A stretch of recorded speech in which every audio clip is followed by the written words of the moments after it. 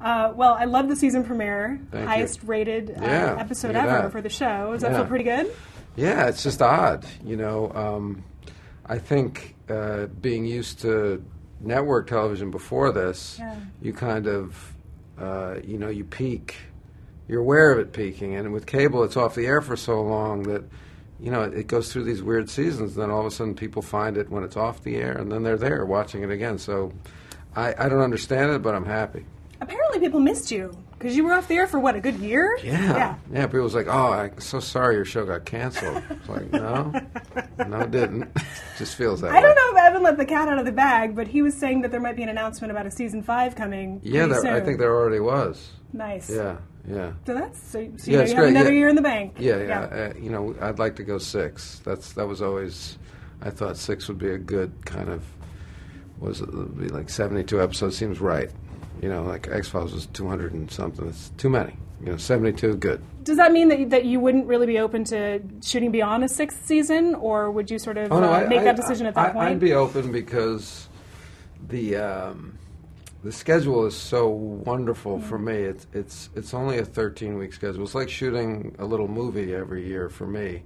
And I love working with the people. We all have a good time, as much as I'm making fun of Evan and Natasha and Pam. And then we get new guest stars every year, which is like having new people to play with, and we've had great luck with the caliber of actor that we've had. So I could continue on. I just say 6 years because I think a lot in cable, it becomes economically not feasible for them to go beyond because they're going to have to pay me so much money, and then everybody who wants Californication has gotten it by that point.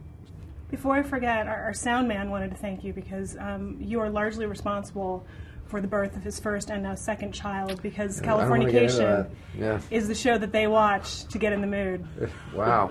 He's going to be so happy that I'm ratting him out with this. That's awkward. But, so thank you for that. You're now bringing new life into the world, David, in a way you probably never expected. I'm just here to do good work. How often do you hear from people that they find the show... I hope you're not starting while the show's on. I hope you're watching, getting in the mood, and then, you're paying attention to the show. We finish. And then when Shameless is on, then you can screw all you want. But don't start screwing when we're working. I believe it's foreplay, and they're hanging on I don't every even want moment that. of the I don't show. want foreplay. The show is foreplay. Okay, that's all right. I'll accept that. Your show's kind of sexy. Have you heard this before? Yeah, I don't. There's a lot of sex going on it. I don't see it.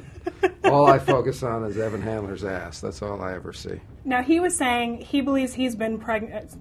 Hello. One-track mind today. Yeah. Evan was saying he believes he's been naked more often on the show than you have. Do you think that's a fair assessment? And some of it on camera. Does that make him the true sex symbol of the show? Yes. I say this all the time. Not that particularly, but I do say that Evan has more sex scenes and more showing of ass than I do.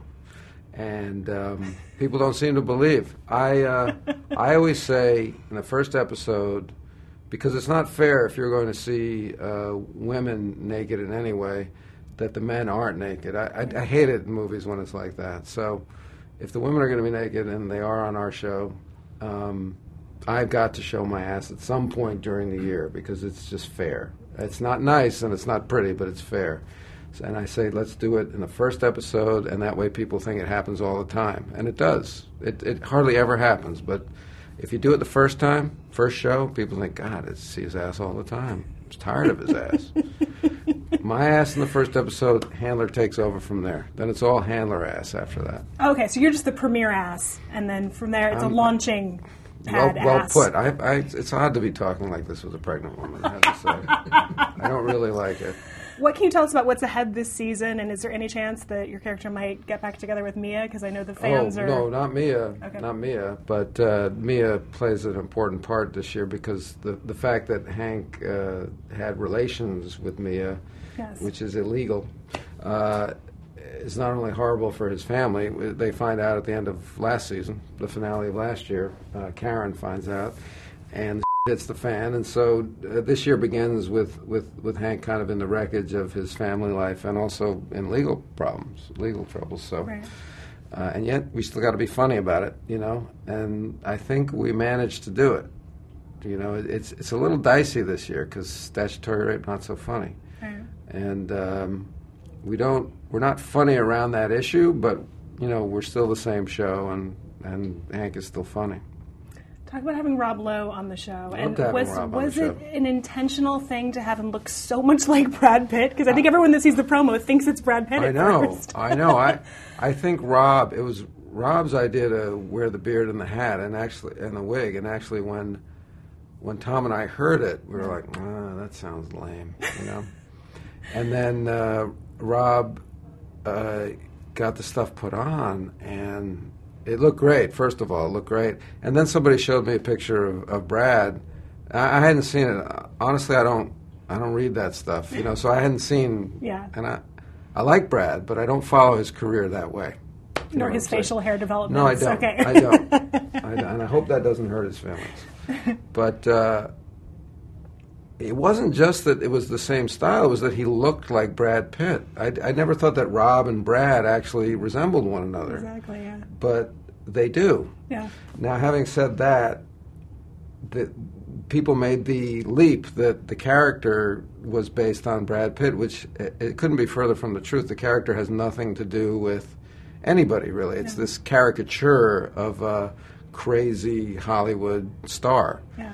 And so I hope that people don't think that we're making fun of Brad, because it has nothing to do with Brad, aside from Rob wanting to wear the beard and the hair.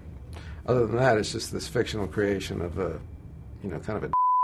Well, you don't need the ratings boost, but if you did, you could just tell people Brad Pitt and Rob Lowe, both on the show. Right, like everyone's on like this Patty season. Duke. Exactly. Yeah.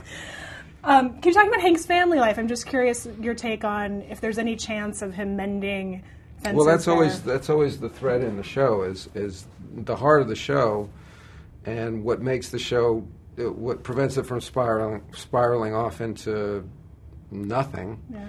Is the fact that this guy does love this woman, and he loves his daughter, and he wants it to work, but he keeps on screwing up, and they're all screwing up.